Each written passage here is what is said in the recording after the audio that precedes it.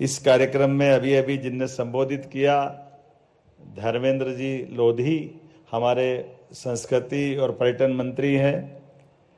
मैं धर्मेंद्र जी मेरे विधायक कार्यकाल के साथी है, लगातार अच्छे कामों से अपनी पहचान बनाते हुए विभाग को नित नतन नई ऊंचाइयों तक ले जा रहे हैं। आपका भी स्वागत, अभिनंदन। भगवान दास सबनानी जी माननीय विधायक, मध्य पश्चिम मध्य दक्षिण पश्चिम, कहाँ दक्षिण न कहाँ पश्चिम, उत्तर दक्षिण पूर्व पश्चिम एक ही विधायक मिलता, चारों तरफ किधर कौन सा देखा है। मैं तो समझ ही नहीं पाता हूँ, जिधर जाऊं बोलो भगवान दास जी की विधानसभा है। हमने कहा बेचारे बाकी भी तो है हमारे मित्रगण, वो कहाँ गए। लेकिन अब भगवान का नाम ही ऐसा कि भगवान कहाँ नहीं है। ये तो मातृभाषा दिवस है ना, सबका मालिक एक। तो भगवान भाई आपको बधाई। हमारे बीच माननीय SES शिवशेखर शुक्ला जी, माननीय विजय मनोहर तिवारी जी, कुलगुरु माखनलाल विश्वविद्यालय, माननीय मुकेश मिश्रा जी, माननीय श्रीधर जी, माननीय श्रीराम तिवारी जी, इस अवसर पर माननीय सदानंद सप्रे जी से लगा करके हमारे सभी स्वनाम धन्य अलग अलग महत्वपूर्ण हस्तियां यहाँ विराजमान हैं। माननीय प्रशांत जी पौल जबलपुर से आते हैं, आपकी अपनी एक अलग ही पहचान है। अभियंता भी हैं आप, लेकिन UPSC ज्वाइन करने के बजाय पास करने के बाद छोड़ करके अपनी अलग पहचान बनाते हैं। आपको गौरवान्वित करते हुए हमको भी हर्ष है, आपका सम्मान करते हुए हम गौरवान्वित होते हैं। माननीय लोकेंद्र सिंह जी राजपूत भोपाल से, आपका भी स्वागत, अभिनंदन है।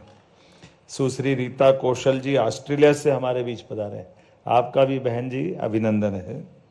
डॉक्टर वंदना मुकेश इंग्लैंड से आप आए, आपका भी बहुत बहुत अभिनंदन है। डॉक्टर इंदिरा गाजिएवा रूस से, आपका भी बहुत बहुत स्वागत है। श्रीमती पद्मा जोसेफिन वीर सिंघे श्रीलंका से आप पधारी, आपका भी बहन जी बहुत स्वागत है। डॉक्टर राधेश्याम नापित शहडोल से, आपका भी अभिनंदन है। माननीय सप्रे जी का मैं बता ही चुका हूँ, डॉक्टर सदानंद दामोदर सप्रे जी, जिन्होंने अपनी पुरस्कृत होने वाली या सम्मान के साथ प्रदान होने वाली यह राशि पूरी वनवासी कल्याण परिषद को दी है। जोरदार अभिनंदन करें आपके लिए भी इस भाव के कारण। हमारे लिए, मैं अभी थोड़ा बाद में बोलूँगा विस्तार से, हमारे लिए एक और हस्ती डॉक्टर KC अजय कुमार, आपका भी स्वागत, अभिनंदन, जोरदार। आप तिरुवनंतपुरम से पधारे हैं। और हमारे लिए तो सौभाग्य की बात है, हमारे यहाँ टाइगर, लेपर्ड सब मिला पर बब्बर भी हमारे बीच में बैठे हैं, आपका अभिनंदन। डॉक्टर विनोद बब्बर जी, हमारी ये सब प्रकार की प्रतिभाओं के साथ, माननीय विनोद जी आपका भी स्वागत, अभिनंदन। मध्य प्रदेश सरकार की ओर से आपका अभिनंदन करते। मातृभाषा हमारे लिए खास करके कई प्रसंग कई प्रकार से है, और सच में हिंदी के लिए सभी भाषाओं के साथ दुनिया के अंदर ऐसा कोई देश नहीं जहां पर सर्वाधिक बोली और भाषा बोली जाती है, वो एकमात्र देश भारत है। जोरदार अभिनंदन अपने देश के लिए। कदम कदम पर बदलते बदलते कहां से क्या और कैसी भाषा है। कहां एक तरफ लंका की सुंदरता, सक्षमता, स्वर्ण परत से लक्ष्मण प्रभावित हो जाते हैं, तो भगवान राम कहते जरा लक्ष्मण जमीन पे आओ, थोड़ा ठीक है। जननी जन्मभूमिश्च स्वर्गादपि गरीयसी, ये उद्घोष मातृभाषा को नमन करते हुए भगवान राम का कई लाख साल पहले का वो घोष वाक्य हमको अपने अलग दौर में ले जाता है, जो हमारी जड़ों से भी जोड़ता है, आनंद भी लाता है। और आला उदल का 1000 साल पुराना इतिहास, बड़ा लड़ैया महुए वाले जिनकी मार सही ना जाए, एक को मारे दो मर जाया, तीसरा धोस खाए मर जाए। मरे के नीचे जिंदे घुस गए, ऊपर लाश दही सरकार। क्या क्या बोल रहे हैं, एक को मारे दो मर जा रहा, क्या कल्पना की है, गजब। ऐसी जो भावना आती है, और मरे के नीचे जिंदे घुस गए, देखो ऊपर लाश दही सरकार, डर के मारे क्या हाल हो रहे हैं, क्या कल्पना, क्या वर्णन किया है। अलाउद्दीन का वो हमारा अमर काव्य है, वास्तव में गजब है। और ये बात भी सही है, खूब लड़ी मर्दानी वो तो झांसी वाली रानी है। क्या उनकी कविता और क्या स्मरण करते हुए। लेकिन ये बात भी सही कि कोई कवि ढंग का नहीं मिले तो बड़ी प्रतिभा भी रास्ते में रह जाती है, ये बड़ा नुकसान हो जाता है। हमारी रानी दुर्गावती 52 युद्ध लड़ती है। दुर्भाग्य के साथ मैं एसीएस आपसे एक निवेदन करूंगा, ऐसे हमारे महापुरुष और ऐसी हमारी महारानी रानी दुर्गावती सहित ऐसे इनके जीवन पर भी काव्य लिखा करके इनकी भी पाठ्यक्रम में जरूर पहुंचाना चाहिए। वो सारी बातें हमारे अतीत के काल की स्मरण कराने के लिए इससे अच्छा मौका क्या होगा। ऐसे कई कई प्रकार के योगदान को देते हुए। और वैसे हमारी यहाँ की माननीय सुरेश जी भाई साहब भी बैठे हैं, पुचौरी जी मेरी निगाह माफ करना, बाद में ध्यान गया। मैं इतना ही बताना चाह रहा था कि ये भोज की नगरी है, और भोज के शासन काल में कवियों की प्रतियोगिता होती थी, कविताओं की। और कविताओं की प्रतियोगिता के माध्यम से पूरे देश के लोग कवियों की कविताओं के आधार पे सुनने, और जिनने कविता तैयार की वो मंच पर आकर के अपने प्रस्तुतिकरण देने का आते थे। और ऐसा माना जाता था, वो थोड़ा पुरस्कार तो बड़े वाला है, एक एक शब्दों पर राजा भोज सोने की ईंट देते थे, एक एक। क्या इनाम मिलता होगा भगवान ही मालिक, एक एक शब्दों के ऊपर, कविता के रचनाओं के बलबूते पर। तो ये हमारी भाषा को, हमारी कविताओं को प्रोत्साहन देने का कितना उज्जवल काल था। मैं आज के इस अवसर पर, यद्यपि काव्य में महाकाव्य महाकवि भगवान कृष्ण का एक रूप ये भी है, जब उनके मुखारविंद से 64 कला 14 विद्या, चारों वेद, सभी पुराण उपनिषद, सबका सार, और युद्ध के उस घनघोर भीषण कोलाहल भरे माहौल में भी शिक्षा से उनके मुखारविंद से जो पवित्र ग्रंथ बना, दुनिया गीता कहती है, और गीता पे चलना ही संगीता है। हमारे लिए सौभाग्य की बात। आज के इस अवसर पर हिंदी दिवस के मातृभाषा अनुष्ठान के इस आयोजन में 2 शब्द बोलने का मुझे मौका मिला।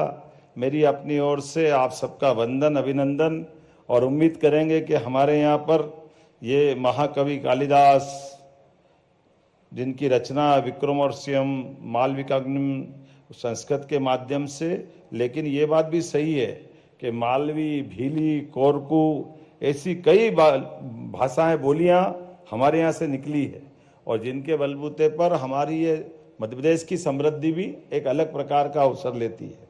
और हम ये मान के चलते हैं कि आज के इस दौर में कुछ और प्रमुख लोगों को याद नहीं करेंगे तो अधूरापन लगेगा। हमारा तो स्वप्निल कोठारी जी भी बैठे हैं, आपका नाम किन किन का लें, काफ़ी नाम सामने बैठे हैं। मैं सबको प्रणाम करते हुए केवल 2-3 बातें दिलाऊंगा याद। अगर हिंदी की बात हो, मातृभाषा की बात हो, और अटल बिहारी वाजपेयी जी याद नहीं करो तो बात नहीं बनती। हमारे लिए उनका वो दौर भी एक ऐसा राजनेता जिसकी कई विधाओं से, कई कई प्रकार से, और उनकी कविताएं, और हम में जहाँ से आता हूँ डॉक्टर शिवमंगल सिंह सुमन, कई बार तो अटल जी सुमन जी की कविता सुनाते तो यही कन्फ्यूजन हो जाता है कि वो कविता किसकी है। दोनों गुरु चेले इतने पक्के वाले दोस्त थे कि उनकी दुनिया अलग प्रकार की थी। उनकी अपनी जो एक एक बोली गई भाषा की बातें और कविताओं की पंक्तियां, क्या हार में क्या जीत में, भयभीत नहीं में, क्या बताओ आप, किंचित नहीं भयभीत में। कोई जिंदगी के सारे दुनियादारी की झंझटों से अलग हट करके, और क्या दहाड़ते थे, 1 नहीं 2 नहीं 3 नहीं। अभी वाले हमारे प्रतिपक्ष के नेता को तो नींद ही नहीं आ रही कि भैया सरकार कैसे चली गई, अभी तक समझ में नहीं आई। 15वां साल चालू हो जाएगा, तीसरा टेन्योर चालू हो गया, और वो 50 साल तक लगातार अनवरत रूप से सच्चे अर्थों में लोकतंत्र को नेता प्रतिपक्ष के माध्यम से गौरवान्वित करने का मौका दिया है। स्वर्गीय अटल बिहारी वाजपेयी जी ने हमारे लिए सौभाग्य की बात। नेता प्रतिपक्ष क्या होता है इसका एहसास कराने के लिए जब पड़ोसी से युद्ध का मामला हो तो हमारे उस समय की तत्कालीन प्रधानमंत्री इंदिरा गांधी की प्रशंसा में दुर्गा के समान बताते हुए ये उदारता का भाव उनका था। और बाद के समय में 19 महीने जब वो जेल में रहे और जेल के अंदर की उनकी लिखी गई कविता की लाइनें क्या एहसास कराती है। उनका जो जेल का भूमि या भवन जहाँ था उसके ठीक सामने हॉस्पिटल था और हॉस्पिटल में जो हमारी पद्धतियां हैं कि शाम के समय किसी भी परिवार में कोई गमी हो जाए तो गमी होने पे शाम को तो शांति रहती है और हमारी परंपरा के भोर के साथ रुदन के साथ अपनी परिवार की उस भावनाओं को व्यक्त करने का तरीका रहता। और उनने वो कविता लिखी, उनके लिए पूरे 19 महीने तक वो भाषण के बजाय जब वो कविता बना के कहते हैं, वो दूर कोई रोता है उधर सूर्य का प्रकाश आता है, उनकी मन की भावना की व्यथा उन पे क्या बीतती होगी। ऐसी कई सारी बातें। और आज का दौर तो और आनंद का है और यशस्वी प्रधानमंत्री दुनिया के किसी भी मंच पे जाए वो हमारी राष्ट्रभाषा को गौरवान्वित करते माननीय नरेंद्र मोदी जी, ये और आनंद की बात। ऐसा लगता है कि जैसे उज्जवल धवल चेहरे के ऊपर बढ़िया कोई माता बहने जा रही है और उसकी सिंदूर की बिंदी लगती है और जो खूबसूरती बढ़ती है। ऐसे मोदी जी अगर उस मंच पे जा रहे हिंदी में बोले तो पूरा मुखमंडल अपने मंच का क्या शोभायमान हो जाता है, क्या आनंद आता है। जहां और दुर्भाग्य वो मंच विश्व का कोई भी बड़े से बड़े राजनेता दुनिया के कोई भी हो, अगर वहां मोदी जी नहीं है तो सब कुछ अंधेरा लगता है। वो अमावस की रात है और मोदी जी से आते पूर्णिमा हो जाती, क्या आनंद आता है। उनका अपना उपस्थित रहना एक अलग आनंद देता, अलग बात करता। तो आज के इस अवसर पर मैं पुनः संस्कृति मंत्रालय के इस पूरे आयोजन में सभी सम्मानित होने वाले सभी महानुभावों को बधाई देना चाहता हूं। मध्य प्रदेश सरकार आपको सम्मानित करते हुए गर्व और गौरव महसूस करती है। उम्मीद करेंगे साहित्य से आपका लगाव लगातार जारी रहे और ऐसा नहीं कि एक ही बार सम्मानित किया, आपको दूसरे रूप में भी सम्मानित कर सकते हैं, तो ये प्रेम बना रहेगा। बहुत बहुत धन्यवाद। भारत माता की जय।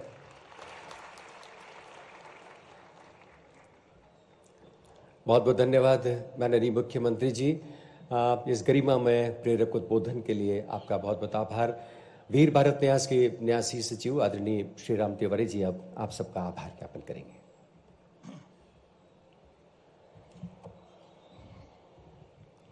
माननीय मुख्यमंत्री जी, माननीय राकेश सिंह जी, धर्मेंद्र सिंह लोधी जी, भगवंत दास सबनानी जी और सम्मानित मंच। माननीय मुख्यमंत्री जी से एक मेरा सवाल है।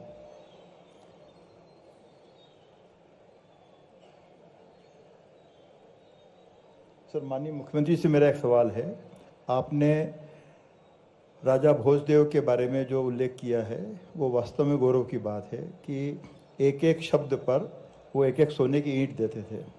लेकिन राजा भोज जब काव्य रचना करते थे तो उसके बारे में उनको क्या कोई इनाम देता था मुझे नहीं मालूम।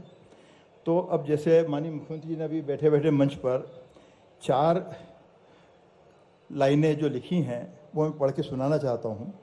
वीराने की उदासी क्या होती है, यह नदियों से पूछो, यह पहाड़ों के आंसुओं से समुद्र खारा है।